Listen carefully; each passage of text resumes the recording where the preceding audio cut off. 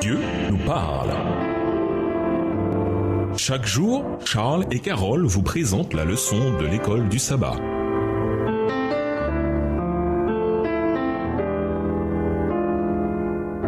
Bienvenue dans votre émission Dieu nous parle. Nous voilà au dimanche 30 octobre, les grandes questions. C'est dans les 2 premiers chapitres du livre de Job que se concentre quasiment toute l'action. Le voile entre le ciel et la terre est levé et nous découvrons tout un aspect de la réalité qui sinon demeurerait caché à nos yeux. Quelles que soient les distances que nos télescopes peuvent parcourir pour scruter le cosmos, ils sont très loin de pouvoir nous révéler ce que nous montre ce livre. Écrit il y a des milliers d'années dans un désert qui se trouve vraisemblablement dans l'Arabie saoudite d'aujourd'hui. Job montre également combien le royaume surnaturel, le royaume de Dieu et des anges, est lié au monde naturel, à la terre et à ses habitants. Après les 2 premiers chapitres, le livre de Job concerne principalement des dialogues entre Job et ses hommes venus parler des questions profondes de la vie, la théologie, la souffrance, la philosophie, la foi, la vie et la mort. Et pourquoi pas, vu tout ce qui est arrivé à Job, c'est tellement facile d'être absorbé par les choses terre-à-terre de la vie, par le quotidien et d'oublier quelles sont les grandes et importantes questions. Rien de tel qu'une catastrophe, la nôtre ou celle d'autrui, pour nous sortir de notre léthargie spirituelle et nous amener à poser les questions importantes. Lisons Psaume 119, les versets 65 à 72. Que dit le psalmiste? Psaume 119, versets 65 à 72.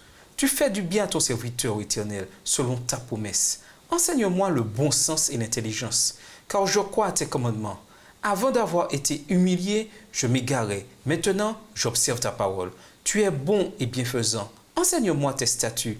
Des orgueilleux imaginent contre moi des faussetés. Moi, je garde de tout mon cœur tes ordonnances. Verset 70. Leur cœur est insensible comme la graisse. Moi, je fais mes délices de ta loi. Il m'est bon d'être humilié afin que j'apprenne tes statuts. Mieux vaut pour moi la loi de ta bouche que 1000 objets d'or et d'argent. Le psalmiste voyait le bien qui sortait des épreuves qui l'affligeaient. Parfois, les épreuves peuvent tout à fait être un mal pour un bien, car elles peuvent nous ramener au Seigneur, ou bien nous amener à lui pour la première fois. Nous avons tous en tête des histoires de gens parvenus à une situation de crise dans leur vie et qui sont revenus à Dieu, ou bien qui se sont abandonnés à lui pour la première fois. Parfois, les épreuves, même horribles et tragiques, peuvent servir à un bien que nous pouvons voir avec le temps. D'autres fois, elles semblent arbitraires et dénuées de sens. Rétrospectivement, trouvez-vous du positif dans ce qui est ressorti de vos épreuves du passé? Comment gérez-vous les épreuves dont aucun bien n'est sorti? En quoi comprenez-vous mieux la bataille spirituelle entre Dieu et Satan à l'égard de l'âme de Job? Au revoir. Et à demain si Dieu veut.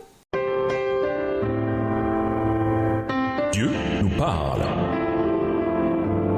Chaque jour, Charles et Carole vous présentent la leçon de l'école du sabbat.